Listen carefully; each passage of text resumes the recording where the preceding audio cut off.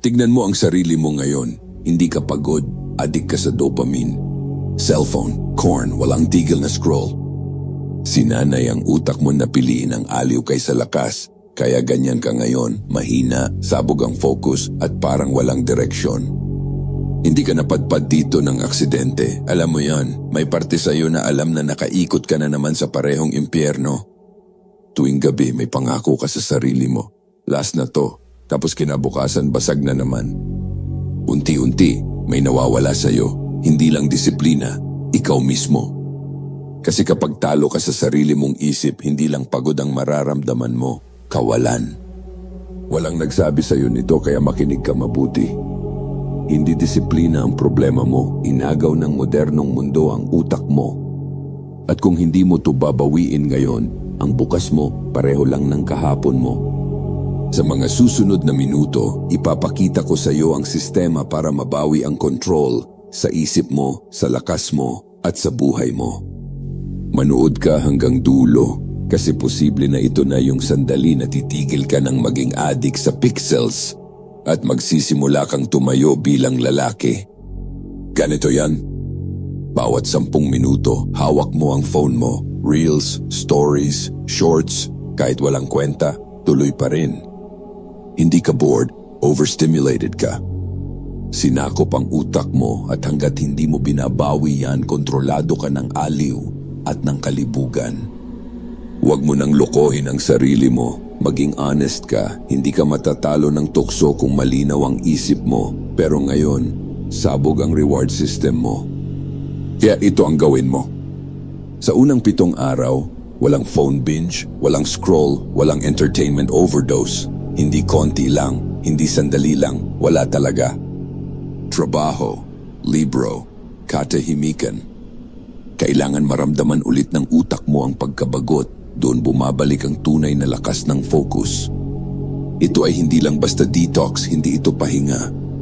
Ito ay gera laban sa pinakamahinang version ng sarili mo. At oo, sasakit, mababagot ka, maiirita ka na halos daig pa ang nireregla. Maganda yan. Ibig sabihin namamatay na ang addiction na matagal nang kumakain sa'yo. Ito ang hindi sinasabi ng karamihan. Kung ano ang pinapasok mo sa mata mo, yon ang hinuhubog sa isip mo. Kung ang feed mo puro katawan, puro tease, puro malalaswang thumbnail, araw-araw mo nang tinuturuan ang sarili mo na matalo. Huwag kang magtaka kung bakit mahina ang loob mo, araw-araw mo tong binabasag. Kaya linisin mo. Yan follow lahat ng nagtitrigger sa'yo, hindi bukas, ngayon, maging seryoso ka. Ayusin mo ang Instagram mo na parang buhay mo ang nakataya kasi totoo naman. Burahin ang watch history mo, i-block ang mga site na humihila sa'yo pabalik. Hindi ito tungkol sa pagiging malinis, tungkol ito sa pagiging seryoso. Ang utak mo parang hard drive, basura ang nilagay mo, basura rin ang lalabas. Sa loob ng 1 linggo, 1 klase lang ng content ang papasok sa'yo. Pag-unlad, kaalaman, disiplina, sakdalaya.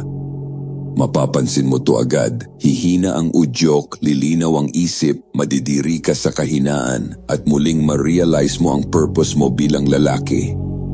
Hindi dahil banal ka na kundi dahil tinigil mo ng lasunin ang sarili mo. May dahilan kung bakit malakas ang tukso kapag wala kang ginagawa. Hindi dahil masama kang tao, kundi dahil may lakas ka na walang pupuntahan.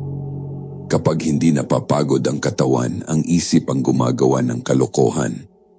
Kaya ito ang solusyon, ubusin mo ang lakas mo sa tama. Pagurin mo ang katawan mo hanggang wala na siyang oras para mag-isip ng kalibugan. Mabigat na workout sa umaga, tumakbo o mag-jogging, sports, trabahong pawisan sa gabi. Hindi aesthetic, hindi pang pose, pang-ubos. Binigyan ka ng Diyos ng lakas, ubusin mo sa tama, hindi sa tissue. Kapag pagod ang muscle, humihina ang ingay sa ulo. Ilipat mo ang testosterone mo sa bakal, hindi sa kama, sa gawa, hindi sa pantasya. Hindi mo pinapatay ang pagnanasa, kinokontrol mo. Ginagamit mo siya bilang gasolina para sa disiplina, hindi para sa kahinaan. At kapag nasanay ang katawan mo sa hirap, hindi ka na basta-basta tinatamaan ng tukso. Ito ang realidad. Kapag dumating ang udyok, mahirap yang pigilan sa isip, pero madaling palitan sa galaw. Kaya huwag ka nang makipagdebate sa sarili mo. Talo ka dyan. Sa mismong sandaling maramdaman mo yan, tumayo ka agad, hilamos ng malamig na tubig, 20 push-up, lumabas ka ng kwarto, tumawag ka sa kaibigan, mag-aya ka ng physical activity, kahit ano, basta galaw. Effective ito kasi ginagawa ko mismo ito. Ang udyok ay parang alon. Kung hihintayin mo ng 10 hanggang 15 minuto, lilipas yan, mawawala. Pero kapag umupo ka lang, nag-scroll o nag-isip ng sandali lang, tapos ka na. Talo ka na naman, nakakahiya kung may nakakitang iba, pagtatawanan ka na naman. Huwag mong tratuhin ang udyok na parang kaaway, tratuhin mo siyang signal. Ibig sabihin kapag may udyok, may lakas sa loob mo, may enerhiya, natural yan sa lalaki. Ang tanong lang, saan mo siya dadalhin? Ikaw ang pumipili, palagi. Karamihan ng pagbagsak hindi dahil malakas ang tukso, kundi dahil wala kang ginagawa. Mag-isa ka, tahimik ang paligid, walang direksyon ang oras, at doon pumapasok ang kalokohan. Kaya kung seryoso ka, hindi ka naghihintay ng lakas ng loob. May sistema ka na bago pa dumating ang sandali. May listahan ka ng babasahin, may skill kang sinisimulan kahit tinatamad ka, may trabaho kang inaasikaso kahit walang nanonood. Kasi ang lalaking walang plano, nagplano matalo. Hindi mo tinatanong ang sarili mo, anong gagawin ko ngayon? Alam mo na dapat bago pa dumating. Ang utak na walang ginagawa ay playground ng kahinaan. Ang utak na may direksyon ay larangan ng disiplina. Huwag mong patirahin ang demonyo sa ulo mo sa pamamagitan ng katamaran. Isara mo ang pinto bago pa siya makapasok.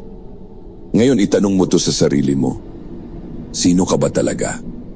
Kung ang sagot mo ay, ako yung laging talo sa udyok, asahan mo, tuloy-tuloy ang talo. Pero sa sandaling sabihin mo, ako ang may control sa katawan at isip ko, ako ang lalaking magbubuhat ng pamilya ko, sa akin mapuputol ang sumpa sa lahi namin. Nagbabago ang laban.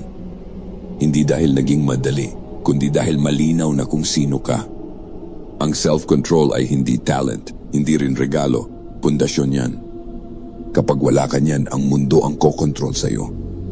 Ang kalibugan ay hindi naglalantad ng kahinaan mo, nilalantad niya ang totoo mong pagkatao. Kaya pumili ka ngayon, hindi bukas, hindi sa Lunes, ngayon. Hindi mo kailangang magsabi sa iba, hindi mo kailangang magpatunay. Kailangan mo lang tumayo at panindigan ang desisyon mo.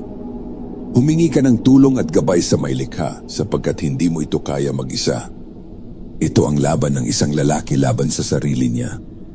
At kapag dito ka nanalo, lahat ng ibang laban mas madali na. Kung tumama sa iyo ang mensaheng to, huwag mong sariliin, i-share mo. Ipakita ang suporta sa pamamagitan ng pag-like sa video na to. Huwag kalimutan mag-subscribe para sa mas marami pang unfiltered lessons kagaya nito. Tayo ang Sakdal Laya.